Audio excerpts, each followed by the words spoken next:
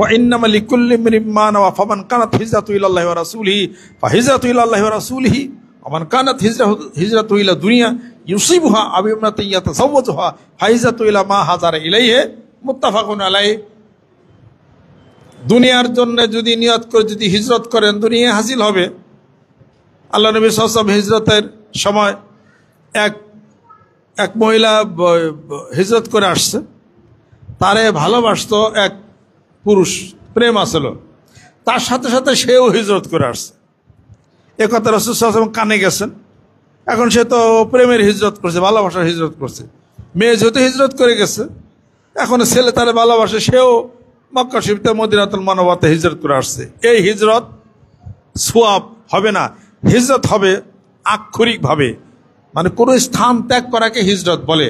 আর আল্লাহ রাসূলের জন্য হিজরত করা ওইটার সওয়াব পাবে। জোরে কও সুবহানাল্লাহ।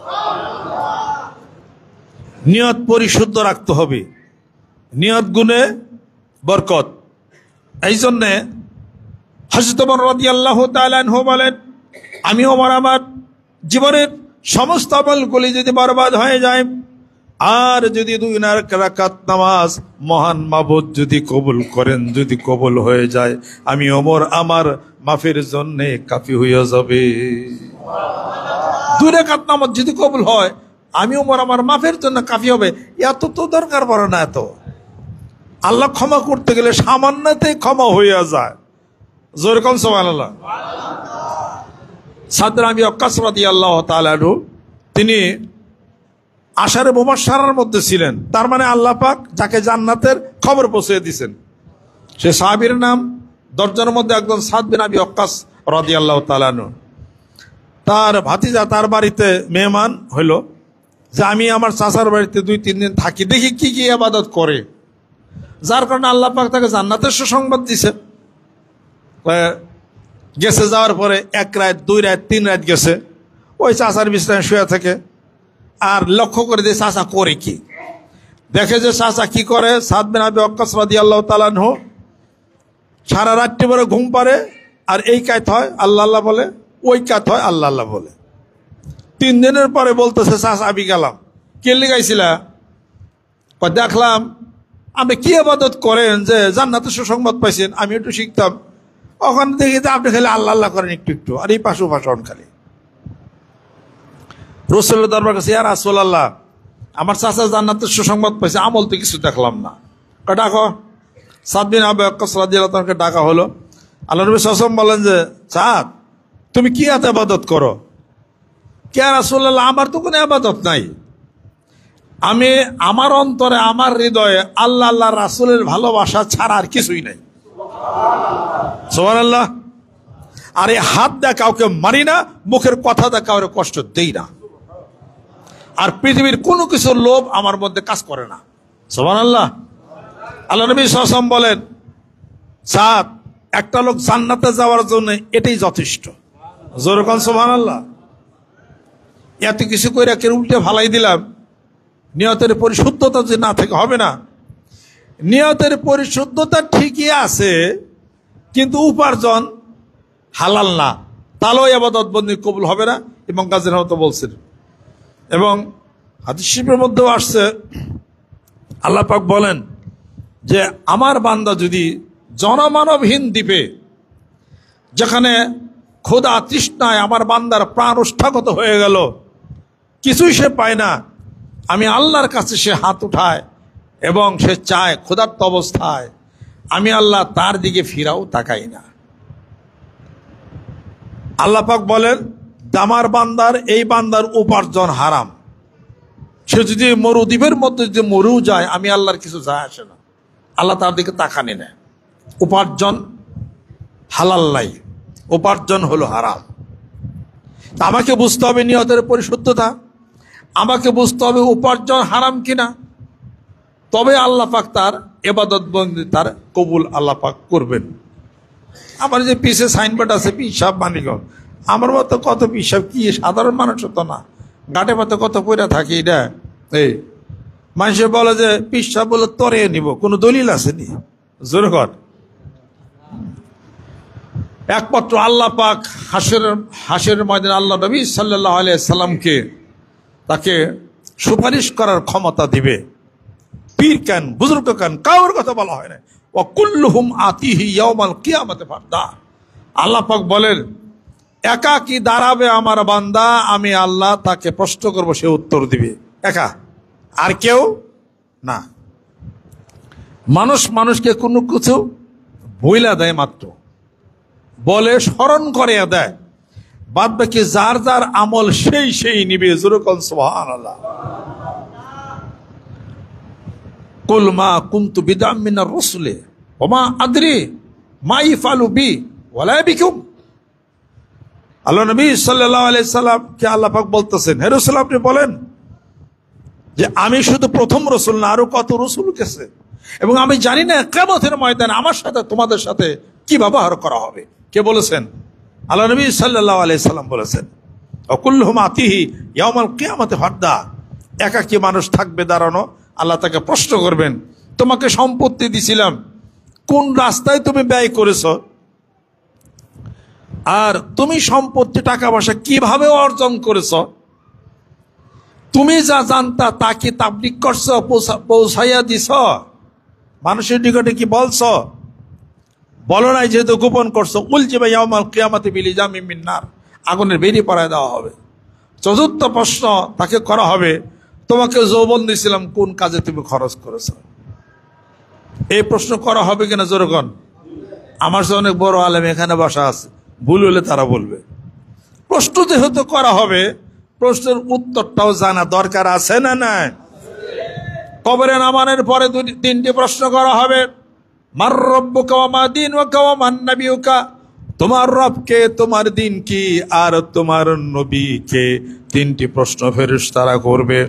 আল্লাহ রাব্বুল আলামিন এই তিনটি প্রশ্ন যদি কেউ উত্তর দিতে পারে, তার কবরটা জান্নাতের একটা বাগান হয়ে যাবে। আর যদি তিনটি প্রশ্নের উত্তর না দিতে পারে, আযাবের ফেরেশতা মাথার উপরে গর্জনিয়া এমন একটা বাড়ি দিবে, 70 গজ মাটির নিচে তলাইয়া যাবে, আর একদিকের মাটি অন্য দিকে ঢুকে যাবে, হাড়গুলির সঙ্গে হাড়গুলি মিশে যাবে। কিয়ামত পর্যন্ত এই আযাব হতে থাকবে, দুনিয়ার কোনো মানুষ তা ফিরাইতে পারবে না। তিনটি প্রশ্ন করা হবে।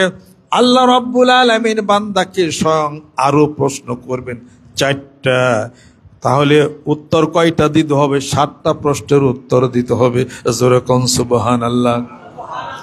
মার রব্বুকা, তোমার রবকে, এই প্রশ্নের উত্তর মুখে মুখে দিলেই হবে না, মুখস্থ করে দিলে হবে না। মার রব্বুকা ওয়া মা দীনুকা ওয়া মান নাবিয়ুকা, তোমার রবকে, তোমার দিন কি, আর তোমার নবীকে। এই তিনটি প্রশ্নের উত্তর মুখস্থ করলে হবে না। দুনিয়ার I pass, BA pass, MA pass, PhD pass, যত যাই কিছু বলেন, মুখে ব্রেন দিয়ে মুখস্থ করলে উত্তর হয়ে যাবে। কিন্তু কবরে যাওয়ার পর এই তিনটি প্রশ্নের উত্তর যদি আপনি দিতে যান, তাহলে কলবের মাধ্যমে, ইমানের মাধ্যমে দিতে হবে। আর কলব তাজা না থাকলে, ইমান না থাকলে এই প্রশ্নের উত্তর দেওয়া সম্ভব হবে না। ঠিক কইছি কিনা যখন মুখস্থ করবেন হবে না এটা। তাহলে পরে মার রব্বুকা, তোমার রবকে। আল্লাহ পাক বলেন, আলাস্তু বিরব্বিকুম ক্বালু বালা। যখন রুহের জগতে সমস্ত রূহ তোমরা ছিলা, আমি বলছিলাম, আমি কি তোমাদের প্রভু নই? উত্তর দিছিলা, কেন না, অবশ্যই আপনি আমাদের প্রভু। তাহলে এই করাল দিয়ে গেছিলেন আমার কাছে, দুনিয়া আসার পরে আমি রব ভুলা গেছো। আমি রব, আমাকে কিন্তু মনে নাই। কিন্তু এটা মুখে রব বলি, কার্যত রবের কোনো কাজ, কোনো কিছু নাই। প্রমাণ আছে না নাই? বিপদ হইলে পারে এর কাছে যায়, ওর কাছে যায়, কার কাছে যাইতে হবে? আল্লাহ বলে, আলাইসাল্লাহ বিকাফিন আবদা। আল্লাহ পাক বলেন, আমি কি বান্দার জন্য যথেষ্ট নই? তার রিজিক আমি দেই, তার খাওয়া আমি দেই, তার বিপদ আমি তরাই, অসুখ আমি দেই, অসুখ আমি সারিয়ে নেই। জোরে কোন সুবহানাল্লাহ। আমার বান্দা যখন ডাইন বামের দিকে যখন তাকায়, আল্লাহ পাক বলেন, এটা আমি তখন শিরক বলে ঘোষণা করি। অমাই ইশরিক বিল্লাহি ফাকা আন্নামা খাররা মিনাস সামায়ে ফাতাকতাবু তায়রা তাহবিবি রিহি ফি মাকানিন সাহিকিন। এই তখন সে শিরক হয়ে গেল। যখনই বান্দা ডাইনে বামে তাকাবে, তখনই শিরক হয়ে যাবে। কথা ঠিক কিনা? রব বলছে আল্লাহকে, কিন্তু শিরক করতেছে, লাভ আছে কিছু? তাহলে পরে আল্লাহ বান্দাকে বানাইছেন, সৃষ্টি করেছেন, বলতে হবে ইয়্যাকা না'বুদু ওয়া ইয়াকা নাস্তাইন, তোমারই ইবাদত করি, তোমার কাছেই সাহায্য চাই, আর কারোর কাছে না। তোমার কাছে মাথা নত করি, তোমার কুদরতে পায়ের মধ্যে সিজদা বানাতে হয়ে যায়। এই পবিত্র কপালখানা আল্লাহ তুমি ছাড়া পৃথিবীর কোনো মানুষের পায়ের মধ্যে যাবে না। যেরকম ঠিক কিনা? কার কাছে যাবে না, কোনো শিরক হবে না। তবেই ইমান যদি তাজা থাকে, আল্লাহ আল্লাহ যদি জিকির করেন, আল্লাহ আল্লাহ আল্লাহ, তাহলে নূর ভিতরে ঢুকতে থাকবে, সুবহানাল্লাহ সুবহানাল্লাহ। তাহলে জিকির যখন ভিতরে কলবে যাবে, তখন এর মধ্যে নূর আসবে। দলিল আছে না নাই? কি দলিল? ইত্তাকু ফিরাসাতুল মুমিন ফাইন্নাহু ইয়ানজুরু বিনুরিল্লাহ। তিরমিজি শরীফ খোলেন, হবে প্রস্তুত হইতে হবে। প্রস্তুত হবে কোন সময়? 70 বছর বয়সে, এখন মরার সময় হয়েছে, এখন তাড়াতাড়ি তোবা দিল্লা করে সবকিছু করে এখন প্রস্তুত হয়ে যাবো। এটা কোনো ডকুমেন্ট আছে? 40 বছরের জুয়ান মানুষ মারা যায়, 90 বছরের বুড়া মানুষ বাইসা যায়, কথা ঠিক কিনা? মরণ কবে হবে তা জানে কারা? এই কেন জানেননি আপনারা? তাহলে আমি জানিনি মরণ কবে হবে। কবে মরণ হবে, মৃত্যু হবে, পৃথিবীর কেউ জানে না, কেউ জানে না। আপনারা জানেন না, আমি জানি না। আল্লাহ পাক বলেন, ইন্নাল্লাহা ইনদাহু ইলমুস সাআ ওয়া ইউনাজ্জিলুল গায়সা ওয়া ইয়ালামু মা ফিল আরহাম ওয়া মা তাদরি নাফসুম মাযা তাকসিবু গাদান ওয়া মা তাদরি নাফসুম বিআই আরদিন তামুত ইন্নাল্লাহা আলিমুন খাবীর। আল্লাহ পাক বলেন, কিয়ামত কবে হবে কেউ জানে না পৃথিবীর। আল্লাহ পাক বলেন, আমি আল্লাহ জানি। জোরকন সুবহান। কিয়ামত কবে হবে কেউ জানে না পৃথিবীর, আমি আল্লাহ রাব্বুল আলামিন জানি। আর বৃষ্টি কোন সময় হবে কেউ জানে না। আগামী দিন সকালবেলা তোমার ভাগ্য কি, তুমি উপার্জন করবে কি, তুমি খাবে কি, পৃথিবীর কেউ জানে না, আমি আল্লাহ পাক জানি। আর মায়ের পেটের গভীর অন্ধকারে কি আছে কেউ জানে না, আমি আল্লাহ জানি। আর পৃথিবীর কোন জায়গায় তোমার মৃত্যু হবে পৃথিবীর কেউ জানে না। আল্লাহ পাক বলেন, তোমার মরণের খবর আমি আল্লাহ ভালো জানি। জোরে কন্যা সুবহানাল্লাহ। কে জানেন? জোরে কন, আল্লাহ জানেন। তাই যদি জানেন, তাহলে repent and reform for tomorrow it may be too late. Repent and reform for tomorrow it may be too late. Why don't you test the validity of this theme till now? There is no doubt in this Holy Quran. This is the book of absolute from high. এ কোরআন সত্য। কোরআন আল্লাহ পাক যা বলছেন তা সত্য। ইজা যা আজালুম লা ইস্তাগফিরুন সাআতা ওয়া লা ইস্তাকদিমুন। মৃত্যু যখন আসবে 1 ঘন্টা পরেও না, 1 ঘন্টা আগেও না। জোরে কোন সুবহানাল্লাহ। এবার এখন সময় গুনেন। একটা সময় গুনতে পারেন। আল্লাহ নবী সাল্লাল্লাহু আলাইহি ওয়াসাল্লাম বলতেছেন যে আমার উম্মতরা বাঁচবে 60 থেকে 70। 60 থেকে 70। যাদের 60 বছর বয়স উপরে যদি বাঁচেন, বোনাস চিনেননি? মোর চিনি। এর কয় বছর খালি বেশি বাঁচতেছেন। যেমন আমার কথা বলি, মরছি আমি 2 বছর বেশি বাঁচতেছে। আমার 62 বছর বয়স। আমার বয়স মানে আই এম 62 ওল্ড নাও। 65 বছর বয়স। এই 60 বছর কেমন করে has gone away from my life in the twinkling of an eye. চোখের পলকে এটা চলে গেল। It will not come back unto me. এটা তার ঘুরে আসবে না। It has gone away. এটা তো জনের মতো চলে গেল, এটা ফিরে আনা যাবে না। তাহলে আমিও মরণের কাতারে। আমারও 62 বছর বয়স, দাড়ি পাকছে, চুল একটা দুটা পাক পরে পারে জানি না আমি। কথা ঠিক কেন কন? আমার বয়সে যারা আছেন, বোন আছে, বাইসা আছেন, সুবহানাল্লাহ। আর যে 70 বছর কেউ হয়ে থাকে, তেলে তো 86, এটা মনে করতে হবে। এটা এই বয়সে যারা আছেন, দোয়া করি আল্লাহ যেন সুস্থ বানায়। আরো বেশি বাঁচার দরকার আছে না নাই? সুস্থ থাকতে হবে। কিসের সুস্থ? শারীরিক সুস্থ। বাংলাদেশের মানুষ কি শারীরিক সুস্থ আছে না অসুস্থ? আপনি কত দিয়ে আপনি সুস্থ? আপনি বসেন আমার সামনে, দেন কতটি রোগ আমি বের করে দিই। বাংলাদেশের মানুষ কি সুস্থ আছে অসুস্থ? এতদিন ভারতে চিকিৎসা করার জন্য বুক ফাড়ার জন্য গেছে কেন? ওপেন হার্ট সার্জারি ওপেন করছে, এটা ওটা হ্যান ত্যান। এখন ভারতে কম কম যায়, অন্য দেশে যায়। এত যায় কেন? এটা ঘটনা কি? বাংলাদেশের মানুষ সুস্থ নাই, অসুস্থ। অসুস্থ, তাহলে পরে আপনার আমাকে সুস্থ থাকতে হবে। কিসে সুস্থ? শারীরিক সুস্থ, মানসিক সুস্থ। মানসিক অসুস্থ আমরা হয়ে গেছে, কথা ঠিক কিনা? মানসিক অসুস্থ হয়েছে দেখাই তো গতকাল মানিকগঞ্জ আমাদের বাড়ির পশ্চিম এলাকাতে বেইথাতে গ্রামের এলাকার নাম, এক মেয়ে মানুষ ইনকিলাব পেপারে দেখেন 3 জন বাচ্চাকে বিষ খাওয়াইয়া মারছে। ওই মেয়ে মানুষ বিষ খায়, উনি আবার মরছে। মারছে খুনের দায় হয়েছে, মরছে আত্মহত্যা হয়েছে। ডবল মার্ডার হয়েছে কিনা? কি অবস্থা! আমি বইটই বইরা অনেক চেষ্টা তদবির করছি বিশ্ববিদ্যালয়ে পিএইচডি ডিগ্রি করার পরে।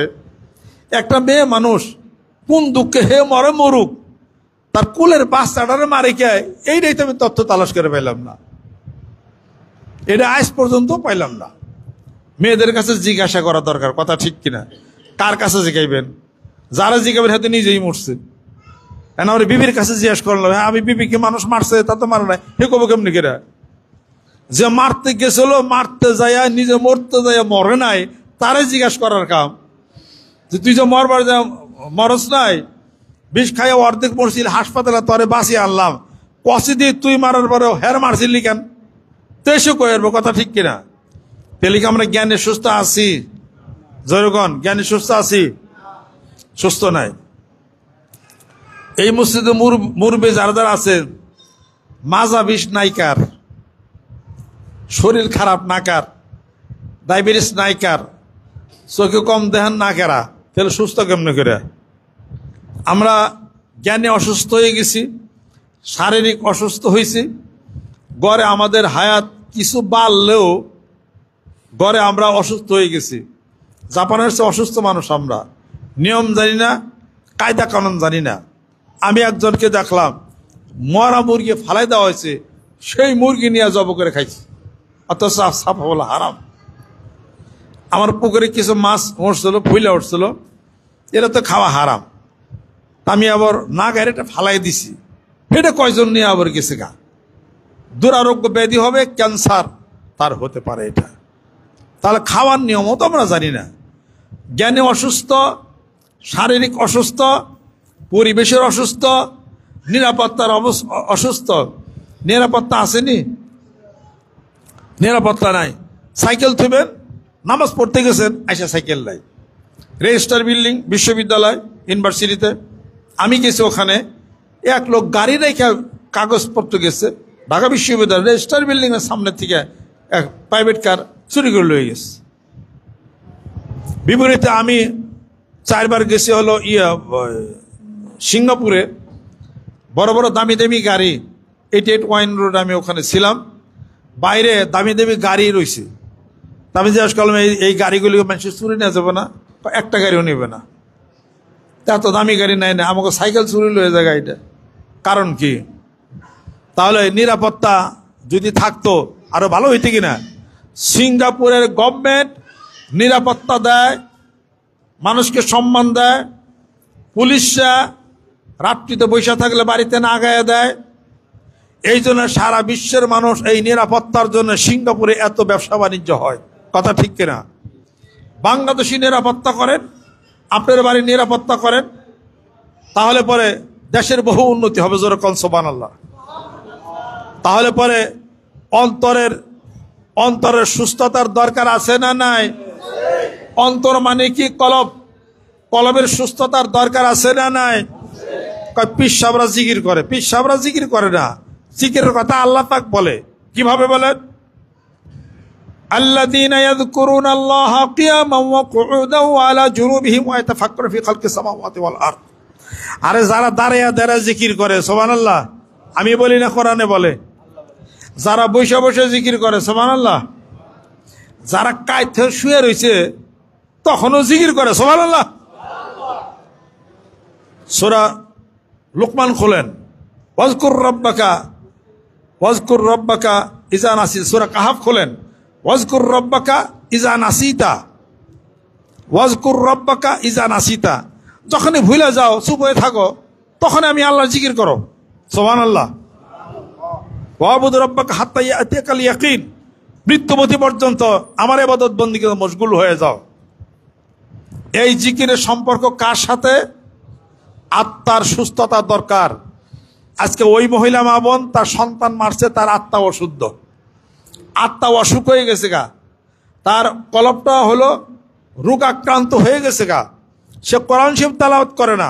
অনুনাজ্জিলু মিনাল কুরআনি মা হুয়া শিফাউর রাহমাতুল লিল মুমিনিন। কোরআন তেলাওয়াত করবে, তার দেহে তার রোগের চিকিৎসার খোরাক হয়ে যাবে। যেরকম সুবহানাল্লাহ। কোরআন তেলাওয়াত করবে, তার আত্মার খোরাক হবে, রোগ সাইরা যাবে। যেরকম সুবহানাল্লাহ। আর আল্লাহ পাক বলেন যে মানুষের এই অন্তরের মধ্যে রোগ আছে, ব্যাধি আছে। কি রোগ আছে? মানুষের অন্তরের মধ্যে আছে হিংসা, বিদ্বেষ, পরশ্রী, কাতরতা, মারামারি, কাটাকাটি, হানাহানি, খুন করবে, আত্মহত্যা হয়ে যাবে ওই মহিলার মতো। 3 জন সন্তানকে মেরে ফেলছে, নিজেও আত্মহত্যা করছে, অর্থাৎ তার ভিতরের কলবটা রোগ হয়ে ধরছে। যেরকম ঠিক কিনা?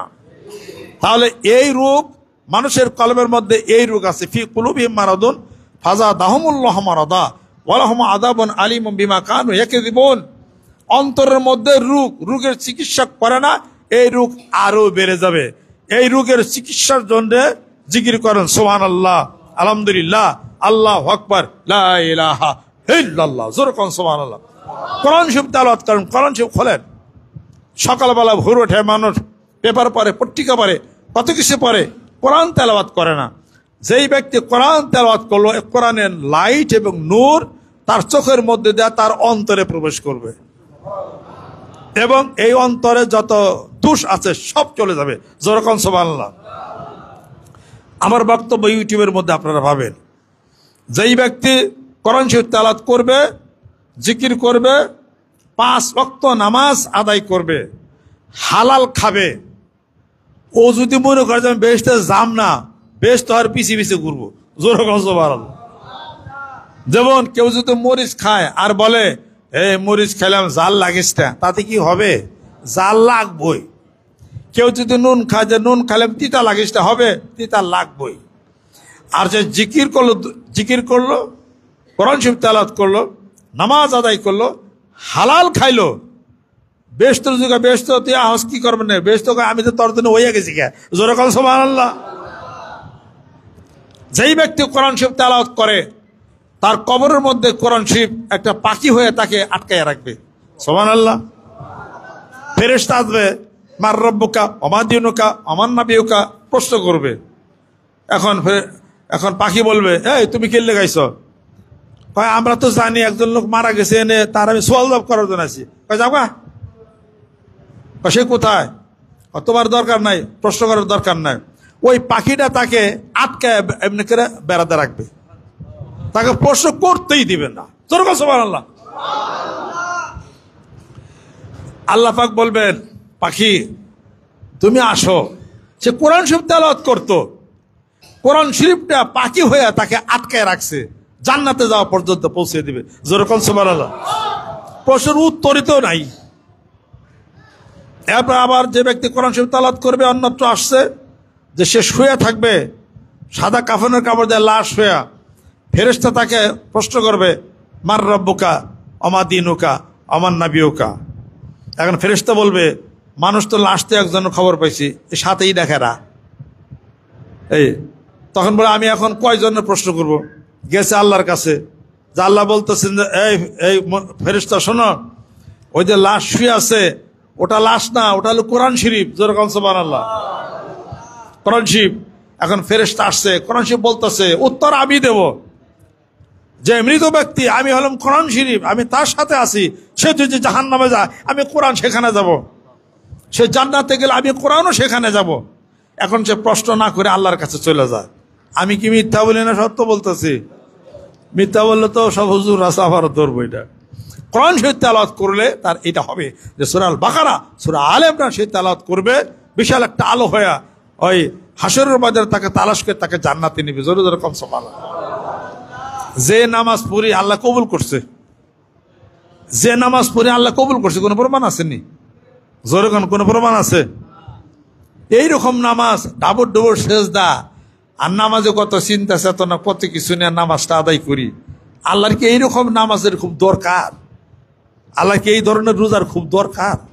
আল্লাহ বলছেন, বান্দা আমার নামাজ আদায় করলে আমার এই পরিমাণ লাভ হয়ে যাবে। আল্লাহ বলছেন নি, আমার বান্দা যদি রোজা রাখে আমি আল্লাহর এই পরিমাণ লাভ হয়ে যাবে, তাছাড়া আমি ক্ষতিগ্রস্ত হয়ে যাব। আল্লাহ এটা বলছেন নাকি? আল্লাহ তো তা বলেন নাই।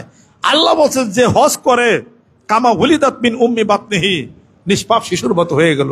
যে নামাজ আদায় করে মিফতাহুল জান্নাহ, জান্নাতের চাবি হয়ে গেল। জোরে বল সুবহানাল্লাহ। লাভ না আমাদের, আল্লাহর কি লাভ? আল্লাহর কি ক্ষতি? সারা পৃথিবীর মানুষ আল্লাহকে আল্লাহ না বলো, তাতে কোনো লাভ আছে? আল্লাহ পাক বলেন, আমি মানুষকে খুব হাউস করে, খুব শখ করে পৃথিবীর বুকে আমি পাঠাইছিলাম। আরে মানুষকে আমি সম্মানিত করেছি। আল্লাহ কাররামনা বনি আদম, আদম সন্তানকে শ্রেষ্ঠত্ব পৃথিবীর বুকে দান করলাম। শুধু তাই না, আমার আমানত এই মানুষের মধ্যে আছে, যা রেখে মানুষ বহন করে চলো। জোরে কল সুবহানাল্লাহ। আমার সেই আমানত আসমানে, জমিনে আর পাহাড়ে রাখতে চাইলাম। আসমান বলে না, জমিন বলে না, পাহাড় বলে না।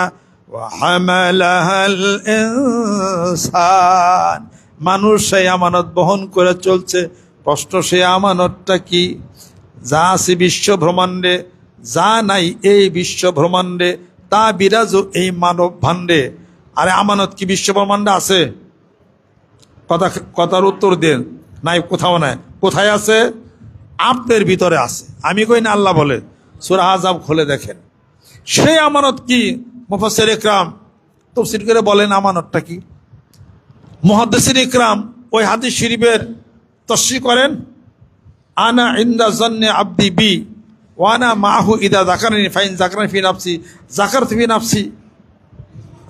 ফি নাফসি খায়রুম মিনহুম। আমি ফেরেশতাদের চেয়ে উত্তম মাহফিলে তোমাদের কথা আমি স্মরণ করে থাকি।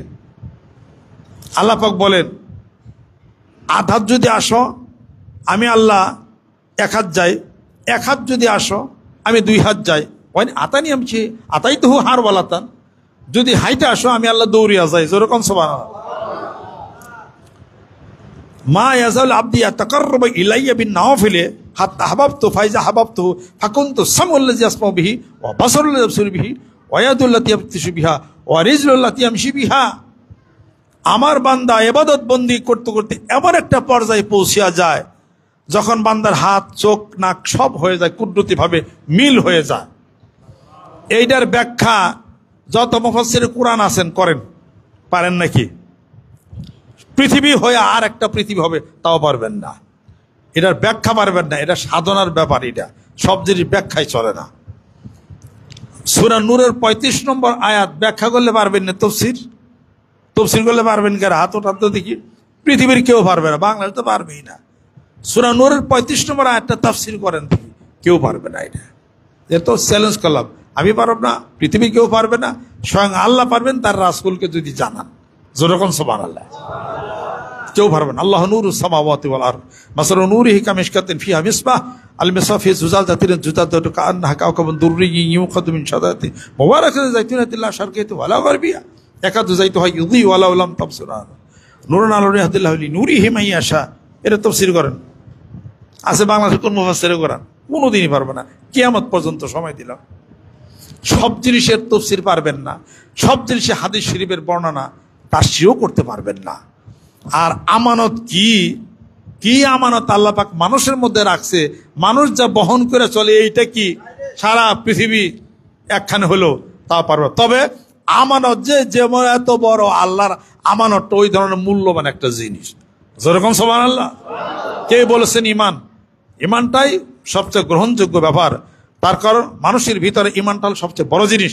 ওটা যদি উঠে যায় তখন মানুষ সব কিছু করতে পারে।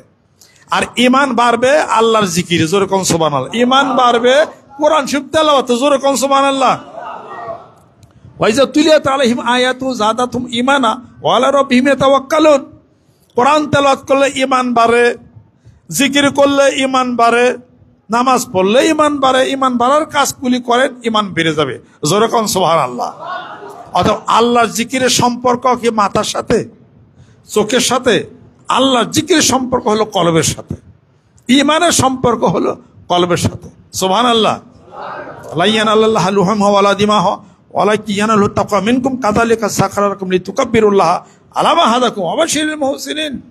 আরে কুরবানি করো, এটা গোশত চামড়া ভাগাভাগি করে তোমরাই নাও, তোমরাই খাও, আমি আল্লাহ তো নেই না।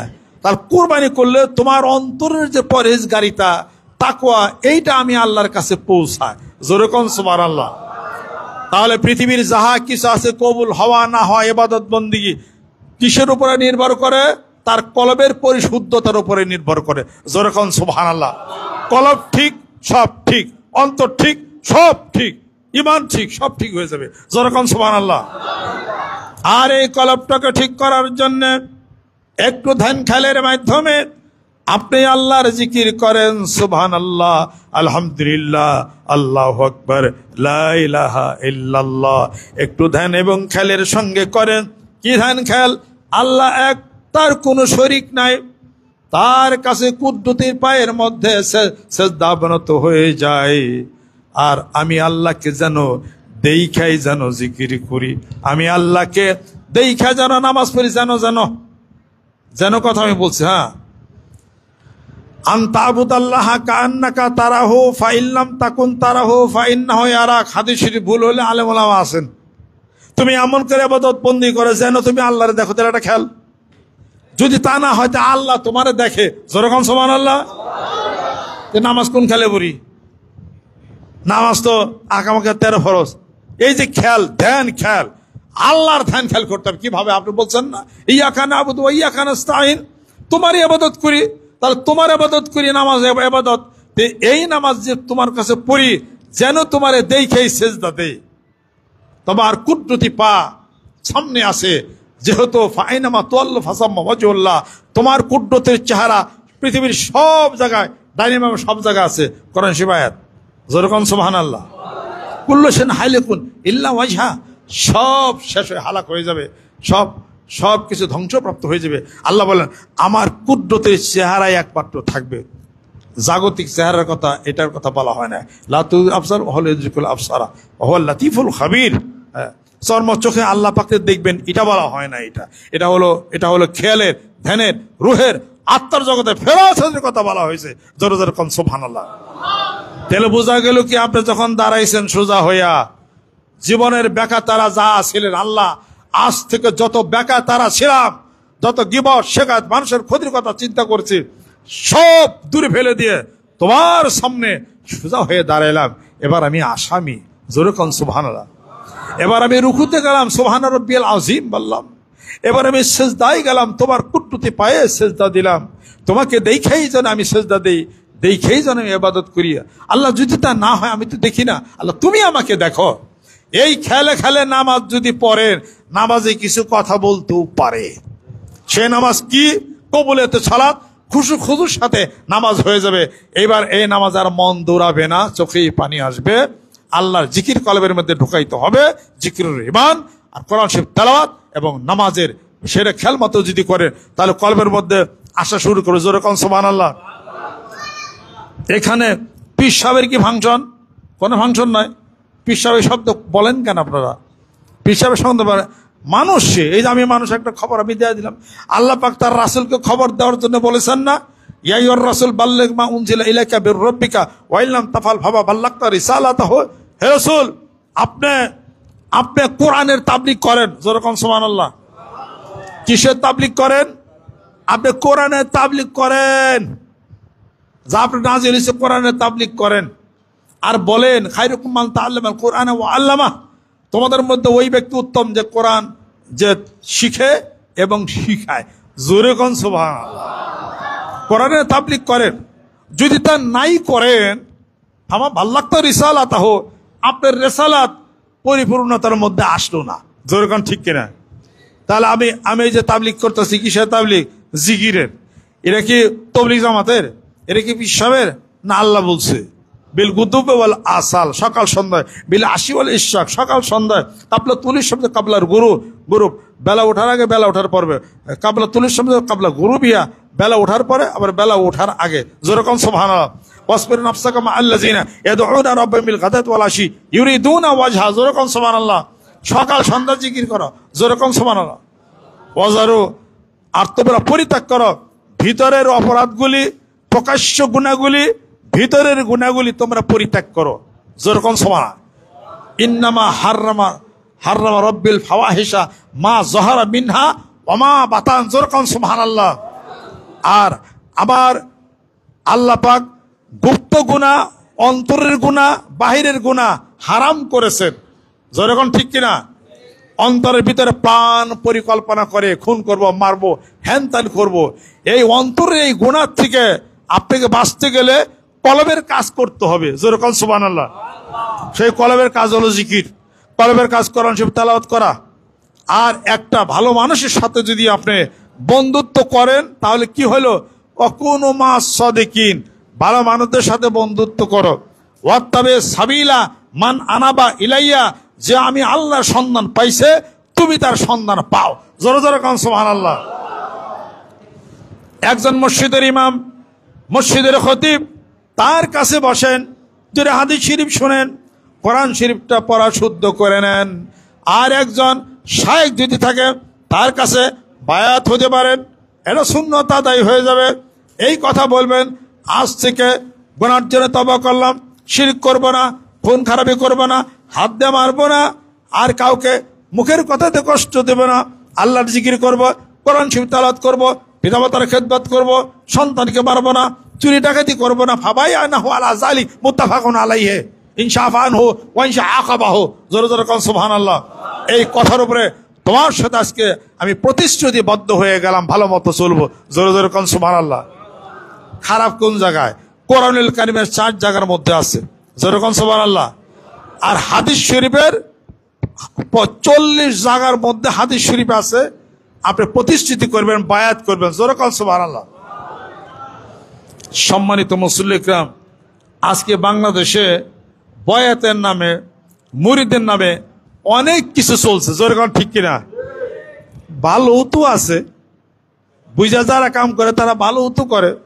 একটা গরু আপনি জব করবেন, ঠ্যাং কাইটা যদি জব করেন, এটা জব করলেও গোস্ত কাইটা খাওয়া যাবে, তবে গোস্ত খাওয়া হারাম। কথা ঠিক কিনা? আর যে গলা কাইটা জব করলো, গোস্ত খাওয়া হালাল। গরু তো দুইটাই গোস্ত। কথা ঠিক কিনা?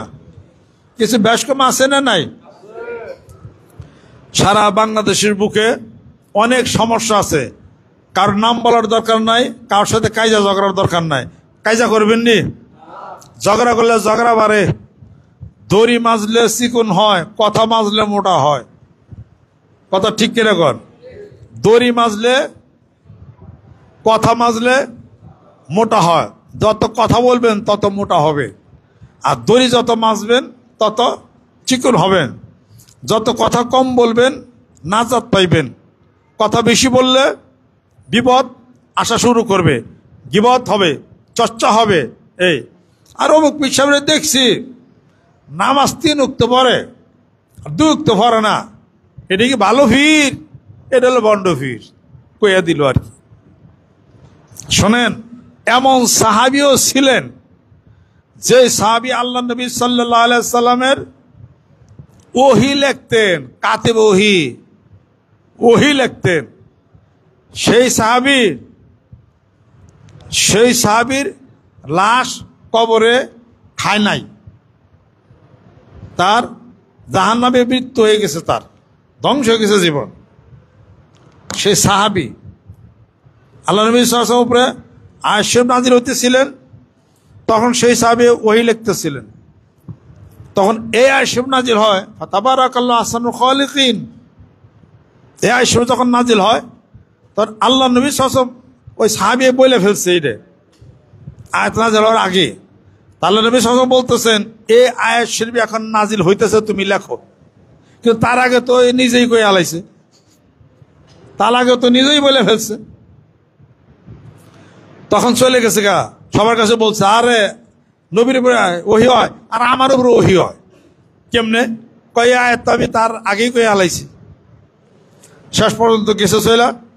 কিছুদিন পর তার মৃত্যু হয়েছে।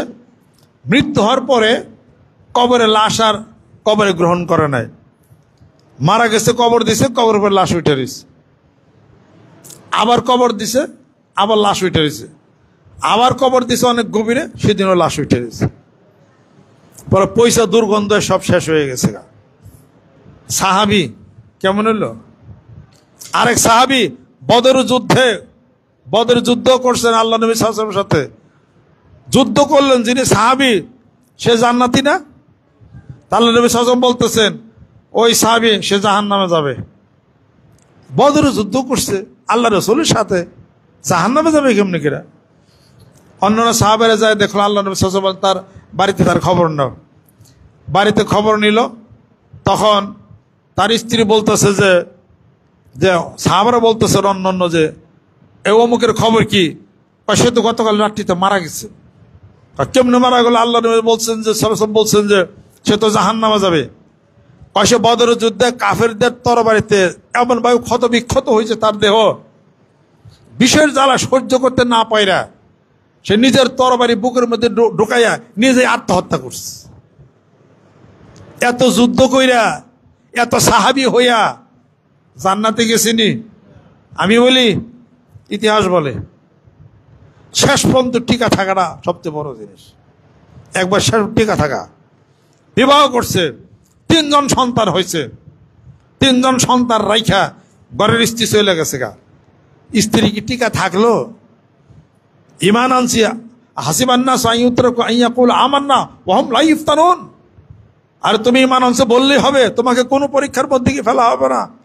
পরীক্ষা আসবে, ইমান টলমল হয়ে যাবে, আল্লাহর প্রতি ইমান থাকবে না, নবীর প্রতি ইমান থাকবে না, ইমান চলেই যাইতে যাবে। এই পরীক্ষা হবে, এই পরীক্ষাটা হবে।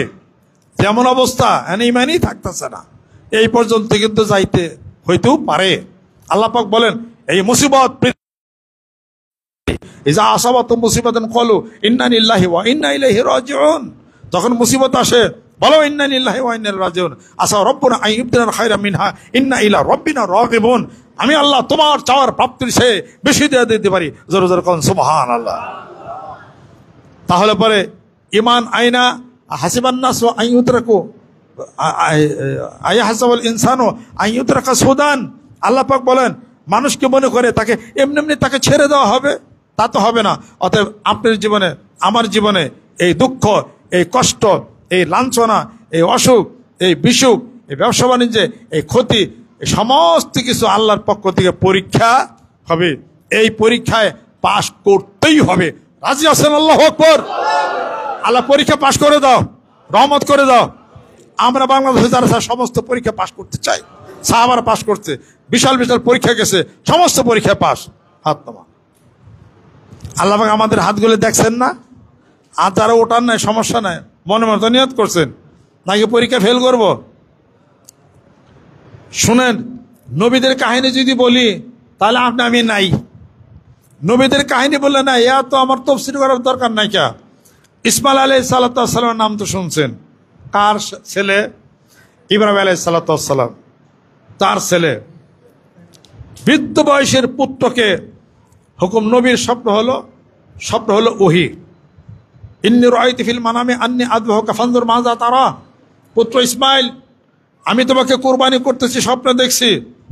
আমার আল্লাহ রাজি হয়ে যাবে, তুমি কি করো? তোমার রায় কি? ইসমাইল বলতেছে ইয়া আবাতি ফাল মা তুমারু সাতাজিনু ইনশাআল্লাহ মিনাস সাবিরিন। হে পিতা, আপনি যা ইচ্ছে তাই করেন, অসুবিধা নাই, আমাকে ধৈর্যশীলদের মধ্যেই পাবেন। যেরকম সুবহানাল্লাহ। পুত্র ইসমাইল কিন্তু কুরবানি হয়ে গেছিল। কিন্তু এই পরীক্ষা যদি আপনাকে করা হয়, 60-70 বছর বয়সে একটা পুত্র যদি হয়, আর আল্লাহ যদি বলে এই পোলাটারে জব কর, আমি খুশি, আপনি করবেননি? পরীক্ষা ফেল। আল্লাহ জানে যে আমার এই বান্দারা শেষ পর্যন্ত পরীক্ষা পারবো না, তো অন্তত পক্ষে জিকির তো করতে পারবেন, নামাজ তো পড়তে পারবেন। নামাজ জিকির তো করা যাবে, কোরআন শরীফ তেলাওয়াত তো করা যাবে, হালাল তো খাওয়া যাবে। যেরকম ঠিক কিনা? আল মুসলিমান সালিমান মুসলিমান মিন লিসানি ওয়া ইয়াদিহি ওয়াল মুহাজিরু মান হাজারা মান আল্লাহ আনহু। হাত দেয়া মারামারি বন্ধ তো করা যাবে। মুখের কথাতে কাউকে কষ্ট দিবেন তা তো বন্ধ করা যাবে। তা এইগুলো হলেই তো জান্নাতে। যেরকম সুবহানাল্লাহ। তাহলে নবী জীবনের এত বিশাল বিশাল পরীক্ষা আমাদের হলে পারে আমরা ফেল, আল্লাহ বলেন তখন সব পাশ করে দিলাম। যেরকম সুবহানাল্লাহ। আমাদের পাশের জন্য দয়াল নবীজি মদিনাতুল মুনাওয়ারাতে শুয়ে আছেন। যেরকম সুবহানাল্লাহ। হাসরের ময়দানে আল্লাহর নবী সাল্লাল্লাহু আলাইহি ওয়াসাল্লাম তার উম্মতদেরকে ওই হাউজে কাউসারের থেকে পানি পান করায়া করায়া জান্নাতে দিবেন। এটা একমাত্র আমরা উম্মতের জন্যই সম্ভব। জোরে কোন সুবহানাল্লাহ। একটু জিকির, একটু নামাজ, একটু ধৈর্য, সামান্য কিছু পরীক্ষা, রোগ সুখ, অসুখ বিসুখ, বালা মুসিবত, আল্লাহ পাক বলেন আমার বান্দা কে আমি মুসিবত দেই, সেই মুসিবত যখন বান্দা মনে করে এই মুসিবত আল্লাহর পক্ষ থেকে, আল্লাহ পাক বলেন ওই মুসিবত রহমতে পরিণত হয়ে যাবে। জোরে কোন সুবহানাল্লাহ। আর আমার বান্দা যখন মনে করবে মুসিবতকে মুসিবত, মুসিবত তখন আরো তার কাছে আরো বেড়ে যাবে। মুসিবত আল্লাহর পক্ষ থেকে, মুসিবত রহমত হবে। জোরে কোন সুবহানাল্লাহ। আমরা কি মনে করতে পারি আল্লাহ মুসিবত, আরে আমার জীবনে বহু মুসিবত পড়ছে, ওগুলা পারি করছে। জোরে কোন সুবহানাল্লাহ। আর কি এত মুসিবত? কাজেই আল্লাহর কাছে বলতে হবে, হে আল্লাহ, তোমার সাথে আমার অনেক দেনা পাওনা ছিল, অনেক দেনা পাওনা আছে। আর তোমার যা দায় দায়িত্ব কর্তব্য, যা মানুষ হিসেবে তুমি সব তা পালন করেছো, কিন্তু আমি তোমার বান্দা হিসেবে কোনো ইবাদত কিছুই আমি পালন করতে পারি না। আমার একটাই দাবি, কোনো হিসাব ছাড়া আল্লাহ তুমি আমাকে মাফ করে দাও। যেরকম সুবহানাল্লাহ। এই জন্য যে বান্দা আল্লাহুম্মা হাসিবনি হিসাবান ইয়াসিরা বলবে, আল্লাহ পাক তাকে সহজ হিসাব দিবেন। যেরকম সুবহানাল্লাহ। ওরা তো চাই না নামাজের পরে চাইতে হবে আল্লাহুম্মা হাসিবনি হিসাবান ইয়াসিরা, আল্লাহুম্মা ইন্নী আসআলুকা মিন ফাদলিকা ইয়া মুকাল্লিবাল কুলুব সাব্বিত কলবি আলা দীনিক। এগুলো পড়তে হবে বেশি বেশি করে, আল্লাহ পাক তাকে সহজ হিসাব দান করবেন। যেরকম সুবহানাল্লাহ। আল্লাহ পাক বলেন রাত 12টার সময় 12:01 সময় আমি জমিনে পদার্পণ করি, আর আমি বলি হালমিন মুস্তাগফিরিন, কেউ কে আসো গুনাহ মাফ চাই নেবে, কেউ কে আসো অভাব মোচন করে দিবে, কেউ কে আসো অসুখ বিসুখ সারিয়ে নেবে। যেরকম সুবহানাল্লাহ। আর রাত 12:01 সময় 1:30টার সময় আমরা কি করি? সবাই ঘুম পারি। যেরকম ঠিক কিনা? আর আল্লাহ বলেন ওয়াল মুস্তাগফিরিনা বিল আসহার। যেরকম সুবহানাল্লাহ। 66তে যারা গুনার জন্য ক্রন্দন করে আমি আল্লাহ তাদেরকে দেখতে চাই, আর তারা চোখ বুঝা খেলে ঘুম পারে। কথা ঠিক কিনা? আমরা ঘুম পারি, আল্লাহ ঘুরে আবার জায়গা ঠেং উঠাই। কথা ঠিক কিনা বলেন? আর দুনিয়ার বেজালের মধ্যে নামাজ পড়ার দরকার তো।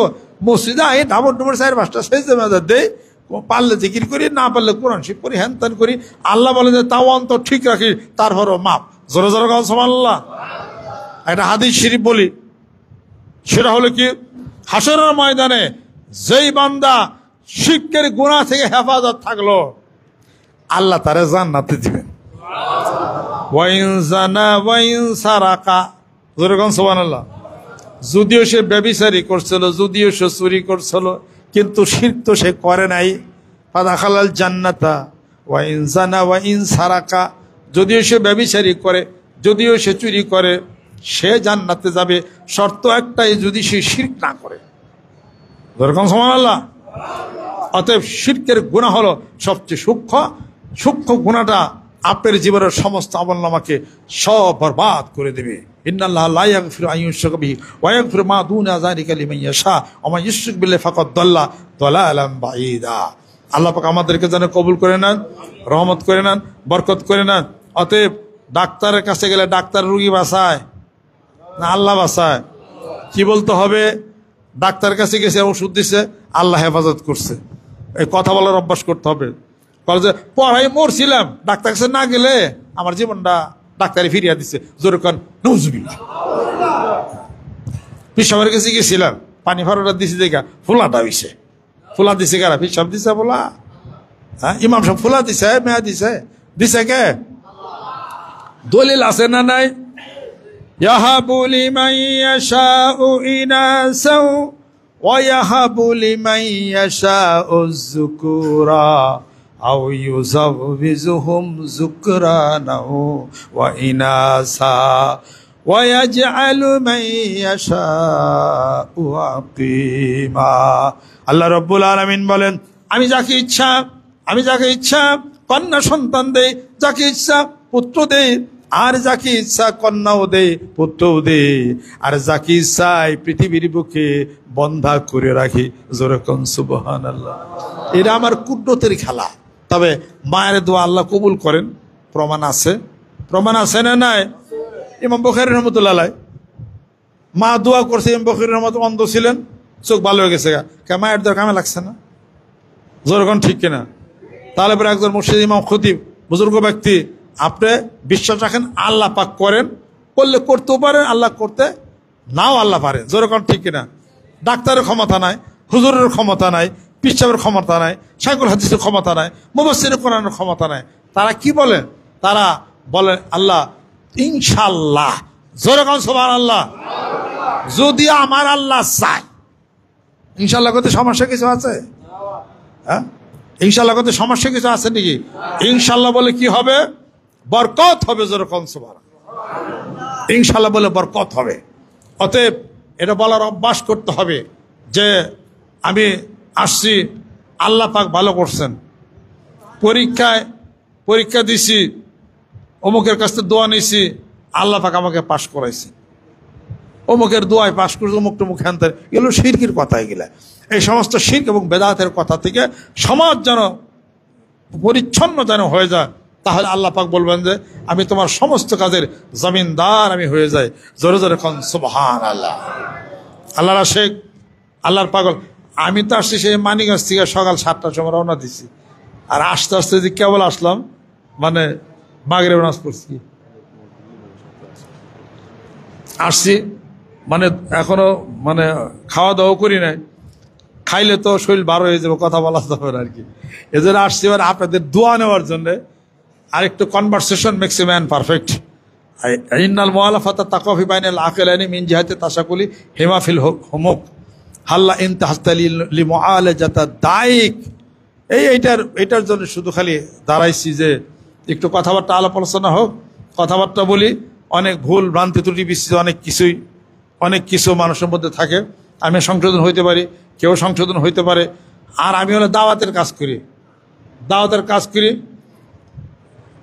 লাখ লাখ রুগী আছে আমার, রুগী দেখি। আত্মার কিছু রোগ আছে, রুগী হেও দেখি। দেহের কিছু রুগী আছে, তাগো দেখি। এই কাজ করি, যেই নেই রাইত আমি হে নেই কাজ। সুবহানাল্লাহ।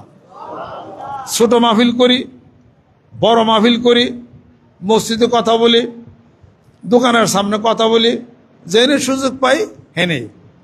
প্রশ্নটা হলো কেউ অজাক্কির ফাইন্না যিকরা তানফাউল মুমিনিন। আরো দুইটা কথা আছে, লিমা তাকুলুনা মা লা তাফআলুন, কাবুরা মাকতান ইনদাল্লাহ আন তাকুলু মা লা তাফআলুন। যা করো না বলো কেন।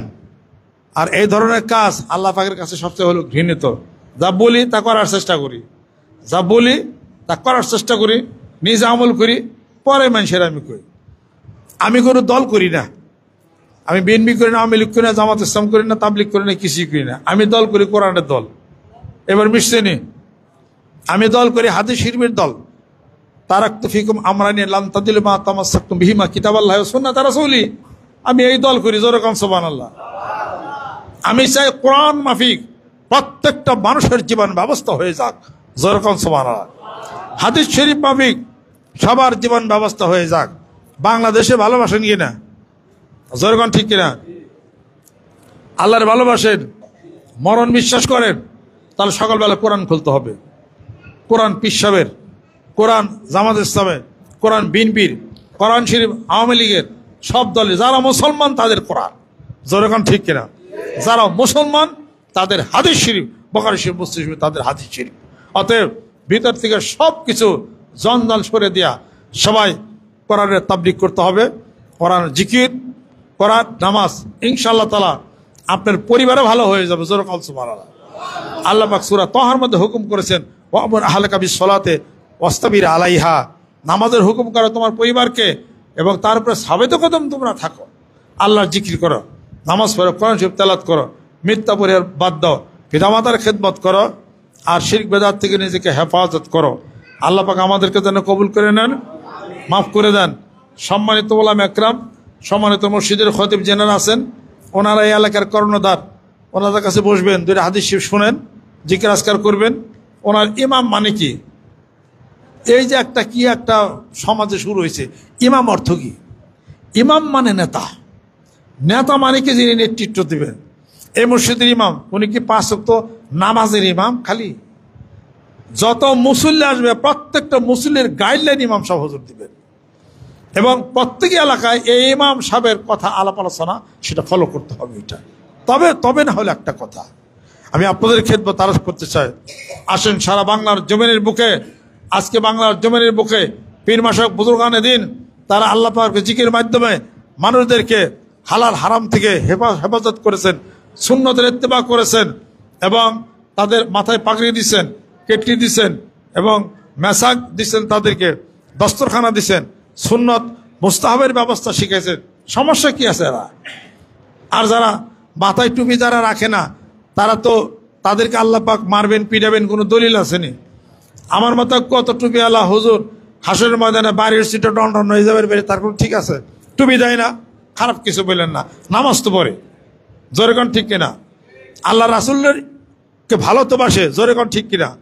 অতএব এইগুলো নিয়ে আলাপ আলোচনা সবকিছু বন্ধ করে দেয়া, নামাজের দাওয়াত দেন, মেহেরবান হয়ে যান। আমি আপনাদের খেদমত আরজ করতে চাই, যত হুলাহুলি আমাদের বাংলাদেশে যত হুলাহুলি হয়, ছোট্ট একটা কথা বলি,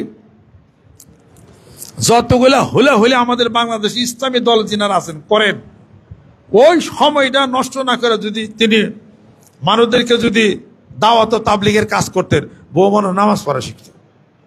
কথা ঠিক কিনা? বেশি কথা বলবো না।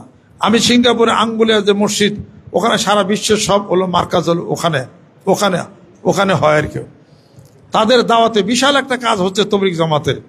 তাহলে ওনারা তো এত কিছু করে না, তারা দাওয়াত দেওয়া শুরু করে, মানুষ নামাজ পড়া শুরু করুক, জিকির করা শুরু করুক। আজকে মানিকগঞ্জের আমার কথা বলি, প্রায় 50 থেকে 60 লক্ষ লোক আমি একত্রিত করছি, যারা মাথায় টুপি দেয়, জিকির করে, আমলের ময়দানে যারা আসছে। তারও 10 বছর যদি চালাইতে আমি 1 লাখ লোক কত মানুষ নিতে পারি? তাহলে এরকম আরও যদি সবাই করতাম, গোটা সমাজটাইতে ভালো হয়ে যায়, যেরকম ঠিক কিনা? এরপরে মসজিদের ইমাম সাহেব হুজুর, উনি শুধুই করে নামাজ পড়বেন কেন? উনি তো একটা নেতা আমাদের এই এলাকার। উনি নামাজের সাথে সাথে উনি জিকিরও করাবেন এবং মুসল্লিদেরকে সুন্নতের কথা বলবেন, মেসাক কি তুই আছে নাকি? এই মেসাক সুন্নত বাসায় রেখে আমি নামাজ পড়ছি জামাতে। হ্যাঁ, এই মেসাক সুন্নত, ওই যে উনি আমার সাথে আত্মার একটা বন্ধন আছে, অফিসার মানুষ। এই যে মেসাক, সবচেয়ে বড় সুন্নতের নাম কি? সবচেয়ে বড় সুন্নতের নাম কি? এই মর্মে কোন হাদিস শরীফ আমি পাই নাই, তবে আমি জ্ঞান খাড়ায় বাড়ি করছি, সবচেয়ে বড় সুন্নতের নাম মেসাক। আমার কাছে কিছু দলিল আছে। মেসাক এই জন্যে যে আল্লাহ নবী সাল্লাল্লাহু আলাইহি উম্মতি, আল্লাহ নবী সাল্লাল্লাহু আলাইহি বলেন, আমার উম্মতের উপরে যদি অসুবিধা মনে না করতাম, 5 ওয়াক্ত নামাজ আরেকে মেসাক করা ওয়াজিব করে দিতাম। যেরকম সুবহানাল্লাহ। যতবার জিবরাইল আলাইহিস সালাম আসছেন ওহিনিয়া, ওহি নাজিলের আগে বলছেন, ইয়া মুহাম্মদ সাল্লাল্লাহু আলাইহি সাল্লাম, আপনি কি মেসাক করে নিছেন? দ্বিতীয় দলিল গেল। আল্লাহ নবী সাল্লাল্লাহু আলাইহি ওয়াসাল্লাম বলেন, আমি এত মেসাক করতাম যে আমার দাঁতের পাটি বোধহয় খুলে যাবে, এই জন্য যে আমার বন্ধু জিবরাইল এসে যদি আমার মুখে যদি গন্ধ পাইতো, তাহলে আল্লাহর কাছে বলতো আপনার দোস্তের মুখে গন্ধ। তৃতীয় দলিল গেল। চতুর্থ দলিল, কোন ব্যক্তিকে কবরে নামানোর পরে যদি সে মেসাক না করে, তাহলে একটা ফেরেশতা আসে, ওই ফেরেশতা তার মুখের মধ্যে লাথি দিয়া মুখটা ঘুরে দিবে মেসাক না করার কারণে। এই দলিল। এবং পুরা দেহের পরিষ্কার পরিচ্ছন্নতা নির্ভর করে দাঁতের মধ্যে, মুখের মধ্যে। কের মুখে যদি পচা ইসা মাছের গন্ধ থাকে, দাঁতের মধ্যে যদি হিদলা পড়ে থাকে, তার বডিতে যত স্প্রে দেখ, সেন্ট দেখ, লাভ আছে কোনো? অত বড় সুন্নতের নাম কি? আরেকটা দলিল আমি দিতে পারবো, শোনেন। সেটা হলো কি, ইব্রাহিম নাখাই, আমার উস্তাদ ইব্রাহিম নাখাই, তার স্মৃতিশক্তির লোভ হয়ে গেছিল। তিনি স্বপ্নে দেখলেন আল্লাহ নবী সাল্লাল্লাহু আলাইহি ওয়াসাল্লাম বলতেছেন মেসাক করো বেশি বেশি। তখন ইব্রাহিম নাখাই তিনি বেশি বেশি মেসাক করলেন, স্মৃতিশক্তি ঘুরে আসলো। আরেকটা দলিল আমি দিতেছি আপনাদেরকে, হাদিসে পাইছি আমি। ওই মুসলমান কাফেরদের মধ্যে যুদ্ধ হইতেছিল, ওই সব প্রত্যেকটা জেহাদে মুসলমান হারতেছিল। ওই দিন রাতে আল্লাহ নবী সাল্লাল্লাহু আলাইহি ওয়াসাল্লাম স্বপ্নে দেখান সেনাপতিকে, এই সেনাপতি, তুমি তোমার সৈন্যদেরকে মেসাক করতে বলো। তখন সে ঘুম থেকে এটা সবাই ডাকছে, এই তাদের মেসাক করো। তখন সবাই সকালবেলা ভোরে মেসাক করা শুরু করছে। কাফেররা বলতেছে আজকে মুসলমানদের সাথে পারা যাবে না, ওরা রাতে ধার দিতেছে। জোরে বলেন সুবহানাল্লাহ। অতএব এই সমস্ত দলিল আমি বাইর করছি, সবচেয়ে বড় সুন্নত হলো তার মেসাক ঠিক, সব সুন্নত ঠিক। এই মসজিদে যারা আসবে মেসাকের ট্রেনিং হবে, মসজিদ যারা আসবে সুন্নতের ট্রেনিং হবে। সমস্যা কি আছে? ইমাম সাহেব তুগুলো খালি 5 ওয়াক্তের জামাতে নামাজ পড়াবে। ইমাম এই এলাকার ইমাম, এই এলাকার ইমাম, ওনার নেতৃত্বে এই এলাকা চলবে এবং জানবে, এবং সবাই মিলে সেই ইমামকে সম্মান শ্রদ্ধা করবে। তার নামাজের কবুলের মিটার উঠে যাবে। জোরে কোন সুবহানাল্লাহ। আমি ছোট মানুষ, আমি এটা বুঝি, ভুল হইবার পারে, কথা ঠিক খেলে কর। আর ইয়ার পরে হাদিস শরীফ, কোরআন শরীফ, আলাপ আলোচনা, মাসলা মাসাইল সব। আর তিনি মুসলিম পাইলে তো ইনশাআল্লাহ তাআলা মানুষের মগজ ধুলাই করছে। 64টা জেলায় বম ফুটাইছে না? বম ফুটাইছে কিনা? তাহলে একজন ইমাম সাহেব ইচ্ছা করে সব মুসলিমকে মগজ ধুলাই কইরা ব্যক্তির সব সুন্নতের ইত্তেবা বানাইতে পারে। সুবহানাল্লাহ। আমরা মানুষের, আমি 50-60 লক্ষ মানুষের মগজ ধুলাই করি না, যারা নাকি মাথায় টুপি দেয় না, দাড়ি রাখে না। এই ওনার তো মাথায় দাড়ি টুপি কিছু আসলো না, এই ওনার তো কিছু আসলো না, খারাপ ময়েস খারাপ এ আসল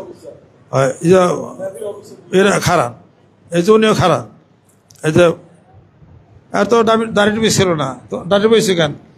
ওই যে খারাপ, আবুল বাসার খারাপ, ঢাকার খারাপ, ওই যে নসু খারাপ, এই যে ব্রাইট সিনারের খারাপ, এই যেগুলো খারাপ। এগুলো তো কিছু আছে না, তো প্যান্ট শার্ট পরা মানুষ আসলো, ওনাকে মগজ ধুলাই করি নাই। ইকবালের বাসা বাড়িতে নেই, তার তো অন্য লাইনের আসলো। মগজ ধুলাই হচ্ছে, মাথায় টুপি দিছে, জুব্বা পড়ছে এবং মেসাক করা শুরু করেছে। সুবহানাল্লাহ। এরকম যদি আরো মগজ ধুলাই দেওয়া শুরু করি, 2-1 কোটি হবে, 5 কোটি মানুষের টার্গেট না মাঠে নামছি, হয়ে যাবে ইনশাআল্লাহ তাআলা। বসে যান, এরকম কয়েক লক্ষ দেখবেন ইনশাআল্লাহ তাআলা। তাহলে মগজ ধুলাই করি নাই, তাহলে পারা যাবে। প্রত্যেকটা মসজিদের ইমাম এলাকাতে যদি মগজ ধুলাই শুরু করে দেয়, ওই এলাকা ভালো হয়ে যাবে। জোরে কোন সুবহানাল্লাহ। এর নাম হলো ইমাম। দেখেন সূরা ফুরকান খুলে দেখেন, জোরে কোন সুবহানাল্লাহ। আল্লাহ পাক যেন কবুল করে নেন, রহমত বরকত আল্লাহ পাক যেন নাজিল করে নেন। 5 কোটি মানুষের টার্গেট না মাঠে নামছে, 5 কোটি হয়ে যাবে ইনশাআল্লাহ তাআলা। 1 কোটি মানুষই তো বিশাল ব্যাপার সেবার। পীর মুরিদের ব্যবসার জন্য নামি নাই, আমি মানুষের বিজনেস করি। কি বিজনেস? আত্মার বিজনেস করি। আত্মার কথা বলি, অহিংসার কথা বলি, ভালোবাসার কথা বলি, সম্মানের কথা বলি। কারোর লাগা আমার কোনো লাগালাগি নাই। প্রতি বছরই আমি আমার এলাকার যত হিন্দু যা আছে সব ডাক দেই, আলাপ আলোচনা করি, তাদের সাথে খাওয়া দাওয়া করাই, সব দলের লোক আসে, মানবিক বন্ধন আমি রাখছি। সুবহানাল্লাহ। এই জন্য মানিকগঞ্জে অনেক শান্তিতে আমরা বসবাস করতেছি। আমার ঘর ছোট তালাতে থুই, চুরি রাখাতে মাখাতে কিছুই হয় না। সুবহানাল্লাহ। এরকম যদি ইচ্ছা করি, তাহলে গোটা বাংলাদেশ শান্তি হবে, গোটা বাংলাদেশ ভালো হবে। আমার মনে হয় মারামারি কাটাকাটি বন্ধ হয়ে যাবে। আল্লাহর জিকির করলে মানুষের মন দিল নরম হয়ে যাবে, সে আল্লাহ হয়ে যাবে, সুন্নতের ইত্তেবা হবে। অতএব আমি মনে করি ইমাম সাহেব হুজুর তাফসীর করবেন, কোরআন শরীফ পড়াবেন, সুন্নাত ইত্তেবা করবেন, মাথা টুপি দেওয়ার কথা বলবেন, দাঁড়িয়ে রাখার কথা বলবেন। আস্তে আস্তে দেখা যাবে এই এলাকা সব ভালো হয়ে গেছে। জোরে কল সুবহানাল্লাহ। সেই কল্পনা নিয়ে বাংলার জমিনের মুখে আল্লাহর ওলিদের পদার্পণ হয়েছে। খাজা চিশতি রহমতুল্লাহ আলাইহি পৃথিবীরাজের বিরুদ্ধে যিনি লড়াই করেছেন তারাকার পর্বতে, মোহাম্মদ ঘুরির মতো বাদশাহ যা পারে নাই, একজন ফকির মানুষের সাথে জোরে কল সুবহানাল্লাহ। শাহ জালাল রহমতুল্লাহ, শাহ মুকদম, শাহ পরান, শাহ ওয়ালিউল্লাহ মুহাদ্দিস দেহলভী রহমতুল্লাহ, মন্ত্রী আলফে সানি রহমতুল্লাহ, কাসেম নানতুবি রহমতুল্লাহ, যারা আছেন এরা বোনাফাইড ছিলেন। আত্মার জগতের প্রচন্ড গতি ছিল। জোরে কোন সুবহানাল্লাহ। অতএব আত্মার গতি আনতে গেলে আত্মার কথাগুলি দিয়েই সম্ভব। তা হলো আল্লাহ পাকের জিকির, লা ইলাহা ইল্লাল্লাহ ইল্লাল্লাহ মুহাম্মাদুর রাসূলুল্লাহ।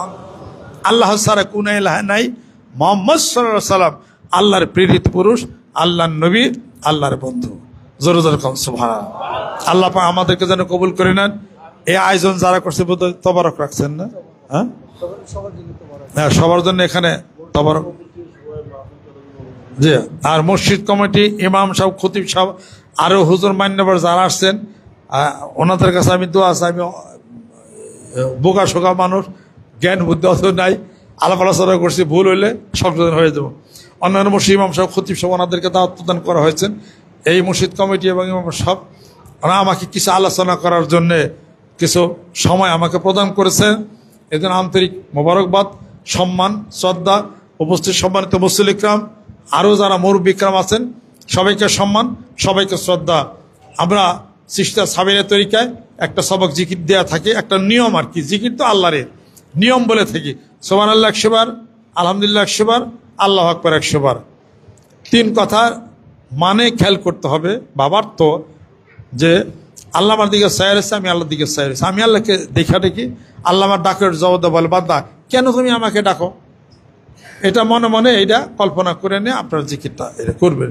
এরপর লা ইলাহা ইল্লাল্লাহ 500 বার, লাখ হাজার ডাইনকে তো উঠিয়া লা ইলাহা ইল্লাল্লাহ। কয়েকদিন মাত্র জোরে বলতে হবে, আস্তে, এরপর আস্তে বললেও হবে, সমস্যা নাই করা। ডাইন থেকে জিকির উঠাইতে হবে লা ইলাহা ইল্লাল্লাহ। এখন আল্লাহ তিফিস সুদূর, এখানে হলো ভিতরের কল্পটা, সিনার ভিতরে এখানে হলো কল্প। ধরা ছোঁয়া জানে সূক্ষ্ম, আমি জানি না, আপনি জানেন, আল্লাহ ভালো জানেন। যেরকম সুবহানাল্লাহ কিছুদিন বলতে বলতে দেখা যাবে it will give you some sort of power and energy from Allah Rabbul Alamin is adapted by the holy Quran. যেরকম সুবহানাল্লাহ। লা ইলাহা ইল্লাল্লাহ নেগেটিভ পজিটিভ, যেরকম সুবহানাল্লাহ। আগুন ধরবে, কিসে আগুন ধরবে? The element is divided into 2 parts, stable and unstable. যারা আছেন তারা বুঝেন সায়েন্স বিজ্ঞান। এই স্টেবল এবং আনস্টেবল, এটার মধ্যে ইলেকট্রন, প্রোটন, নিউট্রন, পজিট্রন থাকে। ফিশন হবে, রেডিয়েশন হবে। 30 কোটি কোটি সেলের মধ্যে আল্লাহর জিকিরের আলো ঢুকবে, যেরকম সুবহানাল্লাহ। এরপরে এই মানুষটা আস্তে আস্তে আস্তে আস্তে সে, তার ভিতরে পাপ সব চলে যাবে, এই লোকটা আল্লাহর ওলিতে পরিণত হবে। এটা তো আমি নিয়ম কানুন বলে দিলাম। জিকির তো আল্লাহর, আপনি করেন, নামাজ আপনি পড়েন, জিকির আপনি করেন। আমার সাথে কি হয়েছে? এটা আমি শুধু খালি বইলেই দিলাম। এটা আপনি আমল, আপনি নিজে করবেন আমল। মানুষের মধ্যে এই ধারণা চলে যাক যে পীরের কাছে মরিদ হলে কিছু করা লাগে না, পীরেই মনে হাসের ময়দানে পারি করে নিব, পীরই পারি পাই নাকি, তাই আগে দেখা না গেরা। এই সমস্ত কথার তীব্র প্রতিবাদ করি। আল্লাহু আকবার। কে পার করেন? উসিলা একজনে, সন্তান আল্লাহ দিচ্ছেন আল্লাহ, মা উসিলা, যেরকম সুবহানাল্লাহ। এটা হলো উসিলা, বলে দিলেন, আপনি আমল করলেন, আপনি তো জিনিস পাবেন, আপনি করবেন। এটা আমার সাথে কি সম্পর্ক? এটা not a single farthing I shall not take from you. আপনার কাছ থেকে তো আমি একটা পয়সা এই জন্য আমি চাচ্ছি না, নিতে চাচ্ছি না। আপনার বাড়িতে দাওয়াত খাইবার দিবেন, তাও আমি চাইতেছি না। একটা মুরগি দিবেন, এটাও চাইতেছি না। খাসি দিবেন, এটাও চাইতেছি না। চাইল দিবেন, তাও চাই না। তেল দিবেন, হেটাও চাই না। আল্লাহর জিকির করবেন, এটা তো সমস্যা কি আছে? জিকির করেন, মেসাক করেন, মাথা টিভি দেন। আমার সাথে বন্ধুত্ব হলে সমস্যা কি আছে? যে মানুষ অনেকে আছে বন্ধুত্ব করে, তা আমার সাথে বন্ধুত্ব করলেন, আমি এটা বলে দিলাম। আর বায়াত হলেন সুন্নতে ইত্তেবা হলো। যত মাশায়েখ ইকরাম যারা আছেন, একদম আল্লাহ নবী সাল্লাল্লাহু আলাইহি সাল্লাম পর্যন্ত একটা আপনি দলভুক্ত হইলেন, যেরকম সুবহানাল্লাহ। সব তরিকায় হক, বোঝাতে তরিকা হক, শিষ্টাচার তরিকা হক, এরপর আরো যত তরিকা আছে যা বলেন সব হক, জিকির সব এক, যেরকম সুবহানাল্লাহ। বায়াত হলে সুন্নতের ইত্তেবা হলো, আর কোনো কিছু না। আল্লাহ পাক যেন কবুল করে নেন। অন্যান্য পীর মাশায়েখ বুজুর্গানের তাদেরকে সম্মান, তাদেরকে শ্রদ্ধা করেন। ইমাম সাহেবকে সম্মান, শ্রদ্ধা করেন। পিতামাতাকে সম্মান, শ্রদ্ধা করেন। বাড়ির স্ত্রীকে আদর করেন, স্নেহ করেন। মারপিট করেন না, হাত দিয়ে মারেন না, মুখের কথা দিয়ে কাউরে কষ্ট দেন না। আল্লাহ পাক যেন কবুল করে নেন। আর আমি আপনাদের হলো খাদেম, আমি এই কাজ করি, আমি আবার অসুখ বিসুখ আবার কাজ করি, সারাই আল্লাহ। আমি আবার কিছু কিছু আবার চিকিৎসাপত্র করি। ওই জিনবুতের না, জিনবুত যাদেরকে ধরে লাহলা দোয়া পড়েন, বিসমিল্লাহির রহমানির রহিম পড়েন, আয়াতুল কুরসি পড়েন। রাত্রিতে সূরা বাকারার শেষ আয়াত শরীফ এটা পড়েন, ইনশাআল্লাহ তাআলা আসর নষ্ট ইনশাআল্লাহ তাআলা হয়ে যাবে। তারপরে যারা অসুখ বিসুখ এমনি হয়, তাদের চিকিৎসা আমি করি। পয়সা হইতে টাকা টাকা আমি নেই না। আল্লাহ ভালো করে, ভালো করার পরে কই যে জিকির করেন, তা থেকে আমি কোনো অপরাধ কিছু করি? এই কত ডাক্তার তো আমার রুগী আছে, কত ইঞ্জিনিয়ার প্রফেসর আমার রুগী আছে, আল্লাহ পাক সারায়। তা আত্মার রোগ সাইরা যাক, বাইরে দেহ রোগও সাইরা যাক, সুস্থ হয়, বেশি দিন বাঁচি, মেরে থাকবে হাত তামা। বেশি দিন বাঁচলে আল্লাহর জিকির করা যাবে, বেশি দিন বাঁচলে নামাজ পড়া যাবে বেশি বেশি, বেশি দিন বাঁচলে কোরআন শরীফ তেলাওয়াত করা যাবে, বেশি দিন বাঁচলে অনেক সুবিধা এবং আল্লাহর দিনের এই দাওয়াত পৌঁছানো যাবে যেরকম। অত যারা বেশি দিন বাঁচতে চান, আল্লাহ পাক বলেন বেশি দিন বাঁচাও, আমিও আল্লাহ পাক কবুল করতে পারি, যেরকম সুবহানাল্লাহ। দুবেলা জিকির করেন, কোরআন শরীফ তেলাওয়াত করেন, ভাত কম কম খান, ফল খান এবং আটা রুটি, তারপরে দুধ এবং খেজুর খান এবং মধু খান, সকাল বিকাল হাঁটেন। একটা লোক রেগুলার সকাল বিকাল হাঁটলে অটোমেটিক 10 বছর এমনি হ্যাঁ বাঁচে, 10 বছর এমনি বেশি বাঁচবে, যেরকম সুবহানাল্লাহ। গরম খায়েন না, দুপুরে খায়া হাইটেন না, রেস্ট নিয়েন, রাত্রিতে মাগরিব এশার নামাজ পড়েই খাওয়া শেষ করবেন। Every should take inadequate food at night. অল্প কিছু খাবেন রাত্রিতে, না খেয়ে থাকবেন, হাদিস শরীফ মধ্যে আছে। আর খাওয়ার 1 ঘন্টার 2 ঘন্টার মধ্যে শুইবেন না, ইনশাআল্লাহ তাআলা আপনার মেটাবলিজম আছে, সক্রিয় হয়ে যাবে, নাক চোখ কান নষ্ট হবে না, পুরুষদের পুরুষত্ব নষ্ট হবে না। ওমর রাদিয়াল্লাহু তাআলা বলেন, যেই ব্যক্তি ফজর নামাজ পড়ে না ওই ব্যক্তি 3টা রোগ হবে। জোরে কোন কয়টা? একটা তার জ্বর রোগ হবে, জ্বরে ভুগবে ভবিষ্যতে। আর একটা হলো তার চেহারার উজ্জ্বলতা নষ্ট হয়ে যাবে। 3 নম্বর তার যৌবন হারিয়ে যাবে। এবার পাইছেন?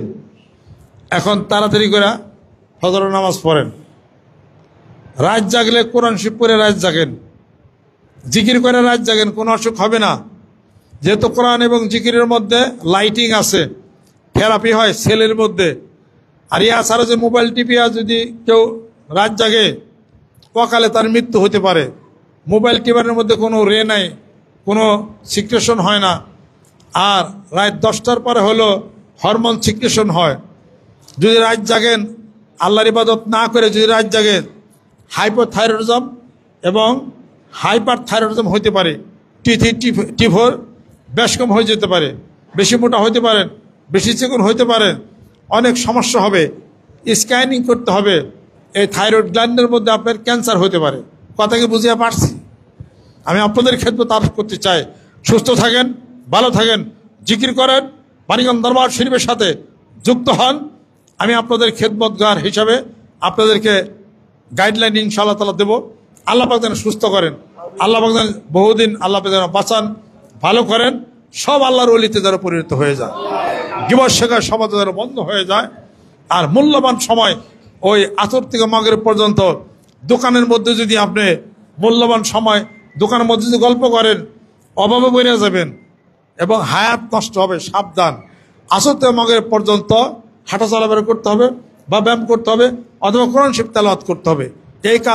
এই কাজ কিন্তু করা যাবে না, এটা অভাবে পড়ে যাবেন, অভাবে পড়বেন।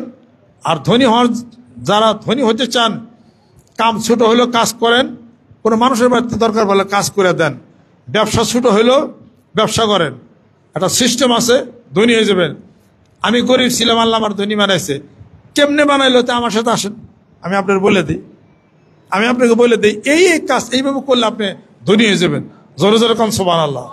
আল্লাহ পাক সকল দিকের কমপ্লিট পূর্ণাঙ্গ মানুষ আল্লাহ পাক যেন বানিয়ে দেন, আল্লাহ পাক যেন রহমত করেন, আল্লাহ পাক যেন বরকত করেন। যদি কেউ নিয়ত করেন বন্ধুত্ব করবেন, করতে পারেন, মানিকগঞ্জ দরবার শরীফে 2 বেলা জিকির করেন। আর সকালে দাওয়াত দিলাম মানিকগঞ্জ দরবার শরীফে ওই ডিসেম্বরের 24, 25, 26 তারিখে শরীয়ত, হকিকত, মারিফত, জানা, মানা, বুঝা, মানবতা, সম্মান, শ্রদ্ধার, রুহের, আত্মার, জগতের, কলবের প্রচন্ড গদিনা দরবার শরীফ পূর্ব চত্বরে বিশ্বসভা অনুষ্ঠিত হবে ইনশাআল্লাহ তাআলা। বাকি আলাপ আলোচনা ওই মাঠে ইনশাআল্লাহ তাআলা হবে। আল্লাহ পাক যেন কবুল করে না। সকলে গায়ে ডাইন হাতে ধরেন, গুণের জন্য তওবা হবে। আর যদি কেউ নিয়ত করেন, আমি এখন বয়াত মুরিদ হয়ে গেলাম, ইমাম সাহুজুর, খতিব সাহুজুর যারা আছেন ওনারা আমাদের দোয়াতে আমাদের জন্য দোয়া করবে, আমরা দোয়া প্রার্থী। মুরব্বী যারা আছেন তারা তাদের কাছেও দোয়া প্রার্থী। আমি তো কারোর জন্য দোয়া করতে পারি না, সকালে হাত উঠাবো ইনশাআল্লাহ তাআলা। যারা যারা নিয়ত করবেন যে আমি নিয়ত করলাম বয়াত মুরিদ হইলাম, তারা গায়ে গায়ে ডাইন হাতটা ধরবেন। কারণ আউযু বিল্লাহি মিনাশ শাইতানির রাজিম, बिस्मिल्लाहिर रहमानिर रहीम।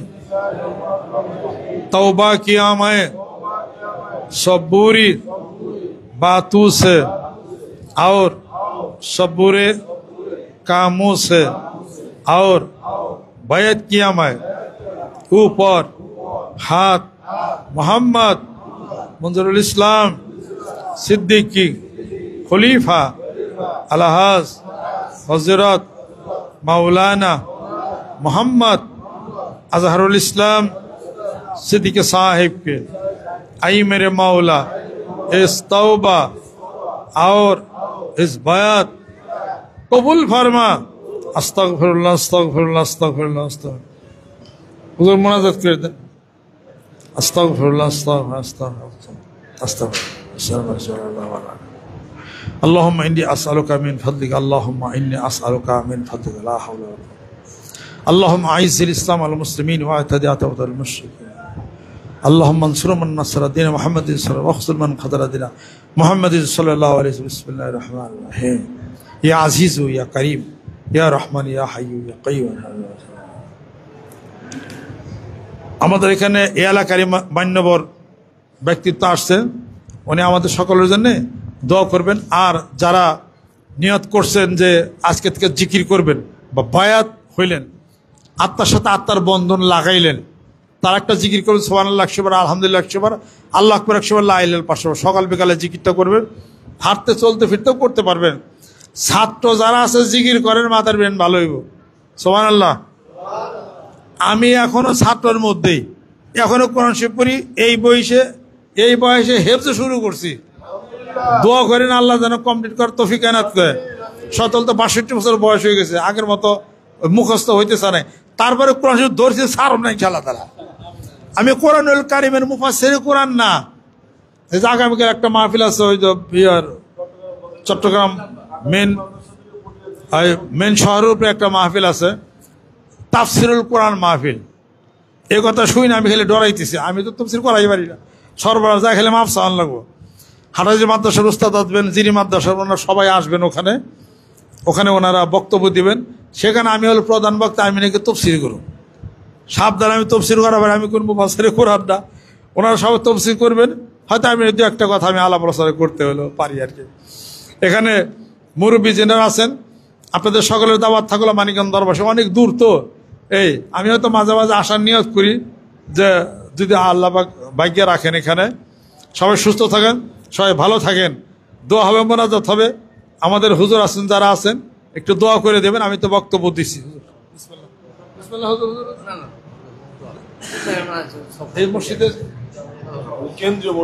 আচ্ছা, যে আমাদের রাঙ্গামাটি কেন্দ্র মসজিদের, এই মসজিদের জি জি হুজুর মোনাজাত করে দিলে। দূর থেকে আসছেন তো, আমরা হুজুরের দোয়ায়। আল্লাহ আল্লাহ আস্তাগফিরুল্লাহ আস্তাগফিরুল্লাহ আস্তাগফিরুল্লাহ। আল্লাহ আল্লাহুম্মা আমিন। রব্বানা আতিনা ফিদ দুনিয়া হাসানা ওয়া ফিল আখিরাতি হাসানা ওয়া কিনা আযাবান। আল্লাহ মাফ করে দাও, আল্লাহ তুমি কবুল করে নাও। আমার সঙ্গে গোলাম একরাম গোলাম আজম, আল্লাহ অন্য মসজিদের খতিব সাহেব হুজুর, এই মসজিদের খতিব সাহেব হুজুর, আল্লাহ আরো যারা মুরব্বী ইকরাম আছেন, মুয়াজ্জিন সাহেব আছেন, আরো যারা ওলামা ইকরাম আছেন, হাফেজ আছেন, মুরব্বী ইকরাম আছেন, আল্লাহ হাত তুলেছি, মাওলারে জীবনের গুনাহগুলো তুমি মাফ করে দাও। জানি না কার হাত তোমার দরবারে কবুল হয়ে গেছে, আল্লাহ তুমি কবুল। আল্লাহ সুরা মাসুম শিশু বাচ্চারা হাত তুলেছেন, আল্লাহ কবুল করে নাও। বাহিরে যারা আছেন আল্লাহ কবুল করে নাও। এই এলাকার ঘরে ঘরে জিকির আল্লাহ তুমি পৌঁছিয়ে দাও। আল্লাহ দেখতে দেখতে জীবনের সোনালি দিনগুলো চলে গেল, মাথার চুলগুলি কালো ছিল পেকে গেল, বৃদ্ধ হয়ে গেলাম, কবরের মাটি বোধ হয় শরীরে মাখাইয়ে গেছে, মরণের বাতাস বোধ হয় শরীরে লাগিয়ে গেল। আল্লাহ যেদিন আজরাইল আলাইহিস সালাতু ওয়াস সালাম আমাদের ভিতরের রুহটা খপ করে নেয়া ধইরা চলে যাবে, মরা দেহটি মাটির মধ্যে পড়ে থাকবে, সাদা কাফনের কাপড় দিয়া জড়াইয়া রাখবে, জীবনের শেষ গোসলটা করাইয়া জানাজার নামাজ পড়াইয়া ওই যে দূরে একটা কবর ঘোরা দেখা যায়, কবরের দিকে ধীরে ধীরে নিয়ে চলবে। দিন গেল খাইতে লইতে, রাত্রি গেল ঘুমে ঘুমে, কি জন্যে আইছিলাম আমি এই ফেরে বের বাজারে। ভাই বলো বন্ধু বলো সবই তো ওপরে ওপরে, অন্ধকার কবরেতে মাওলা বিনে কোনো বান্ধব নাহি রে। ভাই চলে গেল, চাচা চলে গেল, কোনো একদিন আমাদের যাওয়ার পালা হয়ে যাবে। মাওলারে দুনিয়ার মহব্বত কলব থেকে উঠায় নাও। আল্লাহ দুনিয়ার মহব্বতে পড়িয়া তোমাকে ভুলে গেলাম, তোমার বন্ধুরে ভুলে গেলাম। কিয়ামতের দিন মুসিবতের সময় দয়াল নবীদের সফায় তুমি নসিব করে দিও আল্লাহ। আল্লাহ মারামারি কাটাকাটি হানাহানি তুমি বন্ধ করে দাও, ভিতরের হিংসা তুমি বন্ধ করে দাও। আল্লাহ যত খারাপি নেফাকি আছে কলব থেকে তুমি উঠায় নাও। আল্লাহ নামাজের পাবন্দি বানায় দাও। আল্লাহ কোরআনের মহব্বত কলব থেকে কলবের মধ্যে তুমি এলকা করে দাও। কোরআন হাদিসের আলো কলবের মধ্যে তুমি জ্বালাইয়া দাও। আল্লাহ কোরআনুল কারীমের খাদেম তুমি বানাইয়া দাও। এই এলাকার ঘরে ঘরে শিখের আলো তুমি পৌঁছিয়া দাও, তোমার ওলি বানাইয়া দাও। আল্লাহ যারা বায়াত গ্রহণ করেছি আল্লাহ হাত দিয়ে কাউকে মারবো না, মুখের কথা দিয়ে কষ্ট দিব না, আমাদের বায়াতকে তুমি কবুল করে নাও। আল্লাহ আমাদের সঙ্গে মুরব্বী ইকরাম হাত তুলেছেন, আল্লাহ তুমি কবুল করে নাও। যুবক বন্ধুরা হাত তুলেছেন, কবুল করে নাও। রব্বির হামহুমা কামা রাব্বায়ানি সগীরা। আল্লাহ আমাদের পিতামাতা যেভাবে আমাদেরকে লালন পালন করেছে ছোট বয়সে, আল্লাহ তুমি তাদের প্রতি রহম করে দাও। বাংলাদেশকে কবুল করে নাও, সারা বিশ্বের মুসলমানদেরকে কবুল করে নাও। আল্লাহ গাজায় মুসলমান নিধন হচ্ছে, আল্লাহ ওই শত্রুদেরকে তুমি মাটির মধ্যে দাবাইয়া দাও। আল্লাহ ফিলিস্তিনের মুসলমানদেরকে তুমি কবুল করে নাও। আল্লাহ স্বাধীন রাষ্ট্র হিসেবে কবুল করে নাও। আল্লাহ বাংলার জমিনের মুখে মারামারি কাটাকাটি হানাহানি বন্ধ করে দাও। যত উলামা একরাম আছে আল্লাহ তারা কেনায়েত করে দাও। যত পীর বাসের বুজুর্গানের হকের উপরে আছে আল্লাহ তুমি কবুল করে নাও, রহমত করে দাও, বরকত করে দাও। আল্লাহুম্মা ইন্নী আসআলুকা মিন ফাদলিকা। আল্লাহ এই মাহফিলের আয়োজন যিনারা করেছেন আল্লাহ শোনার জন্য আসছেন, কিয়ামতের দিন মুসিবতের সময় মাহফিল সকলের নাজাতের উসিলা তুমি বানাইয়া দাও। আল্লাহ যারা ব্যবস্থা করেছেন, টাকা পয়সা সহযোগিতা করেছেন, 10 গুণ আল্লাহ তুমি বাড়াইয়া দাও, রহমত করে দাও, বরকত তুমি করে দাও। হিংসা বিদ্বেষ আল্লাহ তুমি দূর করে দাও। তাকাব্বাল মিন্না ইন্নাকা আনতাস সামিউল আলিম ওয়া তুব আলাইনা ইন্নাকা আনতাত তাওয়াবুর রহিম। বিহাক্কি কালামে তাইয়্যিব লা ইলাহা ইল্লাল্লাহু মুহাম্মাদুর রাসূলুল্লাহ। আসসালামু আলাইকুম ওয়া রাহমাতুল্লাহি ওয়া বারাকাতুহু।